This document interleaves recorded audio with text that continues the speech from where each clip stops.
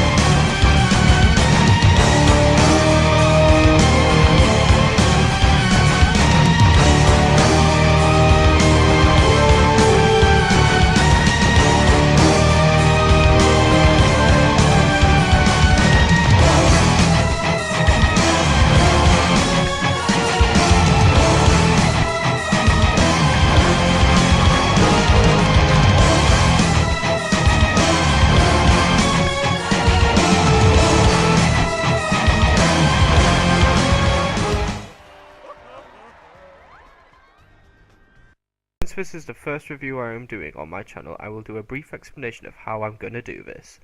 I am marking each game out of a total of 100 points, which is split into 5 categories worth 20 points each.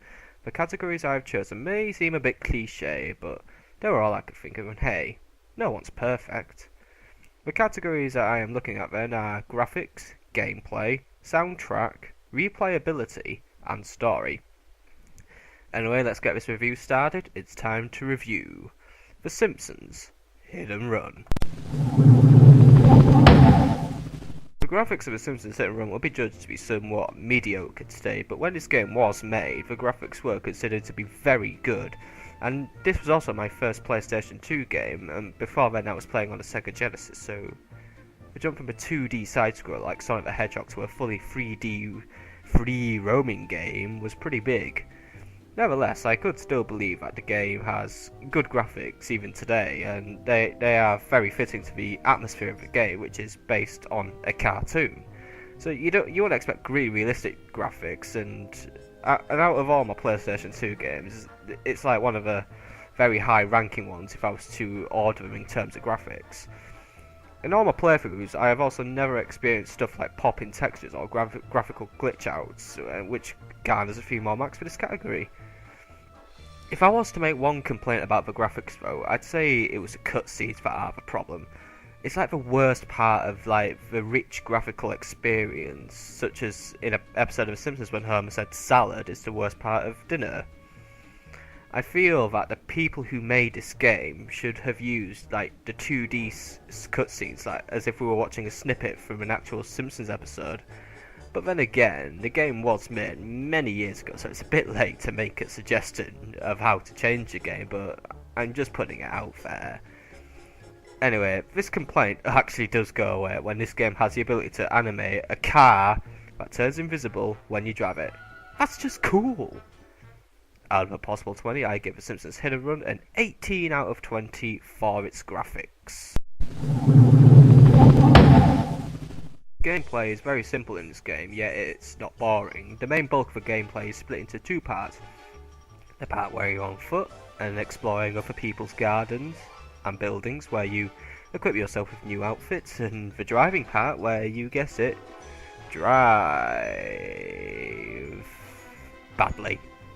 The controls are dead simple and you will have them learned within 5 or 10 minutes, and the tutorial is helpful for first time players, so if it's your first time, don't skip it. To progress through the story, you need to complete missions. Each level will have 7 missions, and the general rule of the game is each level is harder than the last, which is flawless logic in gaming, especially considering that the difficulty jump for each level is mischievously small, so it actually all adds up. So when you're in level 7, you'll be thinking, God, I wish this was easy as level 1, that is absolute, well, that's just a walk in the park. The missions themselves are mainly driving missions. A few missions involve some footwork, but not many, which is a slight disappointment because I like the foot missions more than the driving missions. They're like a treat. And the controls actually do control so smoothly and quite a bit better than the cars.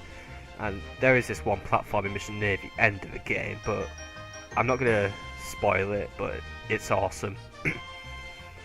I have no other gameplay complaints that spring to mind, but sometimes the driving controls can be a little bit sluggish, but with time and patience you can overcome it. I believe this game strikes the perfect balance between easy and hard, where we're just engaged and we're not having a tantrum. So the gameplay for this game scores a very good 19 out of 20. I'm not sure why I picked up this topic, so just go with it. Simpsons Hit and Run has a very good soundtrack and it's split into roughly 4 sections. First, there's the music that plays when you're on foot. It's often just random music that plays every now and then, and what I like is how this music actually links to the character you're playing as. So, for example, when you're playing as Homer, you may hear this. And when you're playing as Apu, you might hear...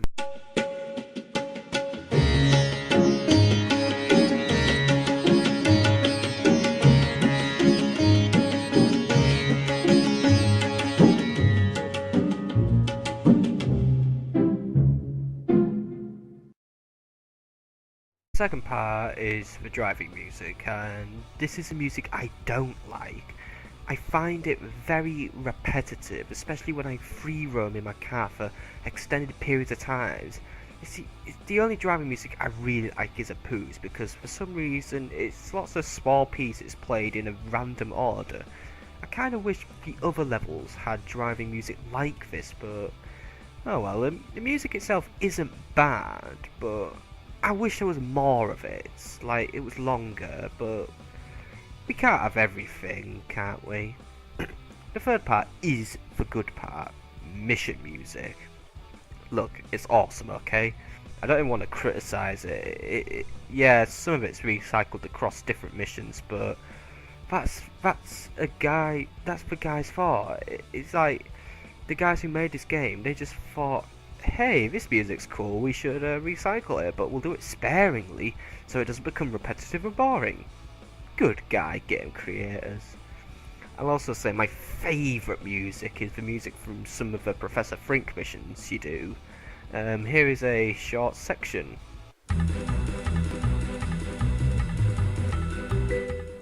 Awesome. The final part of this segment is race music. It's pretty good. It's music that makes you want to race. Simple as. As for speech and dialogue, all the characters are voiced by their voice actors from the show, which already gets big marks because, you know, it's kind of disappointing when you play a TV or movie-based game and the guy has a totally different voice that sounds nothing like how he sounded on the screen. And there are a wide selection of witty comments that your characters will come out with as they respond to different situations, like crashing your car or picking up a screwdriver, or when you lose a race. Marge, you're just like your vacuum cleaner. You suck. There also, you will probably hear all the jokes within one playthrough, and all the comments through one playthrough, but some of them just don't lose their funny. The jokes are good, they're good, but they're not amazing. I give the audio and soundtrack of the game a 14 out of 10. It seems a bit odd that I left so late into the review, but it's my review, so yeah. The story has been written by the actual writers who work on the show, and this was made in the late heyday of the show, in which, in the opinion of some fans who hate the new episodes for some reason. I personally like a lot of the new episodes, but that's another matter, and if you want to show your hate, well, go for it. The basic story is Springfield has been infested with evil wasp cameras, but no one can be bothered doing anything about them until the Simpson family is quickly caught up in a chain of mysterious events which all build up to the solving of the mystery. The story is pretty solid, and there are one or two plot holes if you have a good think about the story, but the ending is good and it makes finishing the game all worth the effort. I give the story of this game a rating of 14 out of 20. There is more to this game than the story, and you will be spending a good few hours trying to achieve 100% completion on this game. There are costumes to buy, cars to buy and unlock, secrets to find. There is even an additional bonus game mode which you can unlock when you find all the collector cards in a level. Oh, and there are a total of 70 collector cards to find, which are all very cleverly hidden. Trying to find them without the help of the internet like I did, and is really part of the fun. The bonus game itself is very fun, and it's also multiplayer, so you can challenge your friends. There's no internet multiplayer, but get a few friends around and you can have a good few minutes of fun, I guess. So the bonus game does add a bit more replayability. It's basically a top-down racer, which is fun if you're good at it. I wasn't very good at it. The game worlds are reasonably big. There are 4 different worlds to explore, and each level has their own secret area to discover. So get exploring, they're worth finding, and there's always a little surprise or a little gag. Also, there are tons of cars in the game. Some are gifted to you, you may have to buy some, others you have to unlock. It's quite fun to replay some of the missions and races in different cars and see how the results vary. It's fun to experiment in games. If you don't want to do that, why not borrow a random civilian car? You can see how this game is sort of like a kid-friendly version of GTA. Through this, I will show you. Scumbag Nico Bellic here would like a car from a random civilian. Basically, when he wants to acquire a car, he'd do this. You're getting carjacked. While polite Homer Simpson would do this if he would like to lift off a civilian. There isn't a great deal of violence in the game. You can kick people, which is sort of fun for a while, but the police quickly stop you. And of course, in GTA, Scumbag Nico would just do this. There are also 3 different races in every level. Winning all the races will give you a new car. The races are pretty fun, and since this is one of the few games where you could just be racing an ambulance, which is pretty fun, and the AI is pretty good, and you really need to have a plan if you want to win, or just keep trying until you get lucky. Each level has a bonus mission, and these missions are always fun. They don't progress you in the story, but you get a free car as a reward, so they are worth doing. Sadly, these missions are not replayable, which is a genuine shame, because all of them, they were so fun to do. Even if you reach 100% completion in this game, why not just start again? Make up your own missions. Yeah, the possibilities are pretty endless. The biggest complaint I have for replayability, though, is the lack of a clear enemy. Yes, there are 140 wasp cameras to find and destroy, and yes, they sort of fight back, but they die too easy, and once they're gone, you're gone. Police chases are just plain annoying in my opinion. They tend to start at the worst possible moments when I'm playing. The replayability of this game gets a score of 18 out of 20. Before I add up the total score, I would like to say thank you for watching my first game review, and I hope you have enjoyed it. I hope to do a few more in the future, but for the moment, Let's Plays are my priority. If you'd like to watch my Let's Play of The Simpsons Hit and Run, please click the link in the description. Thank you, and goodbye.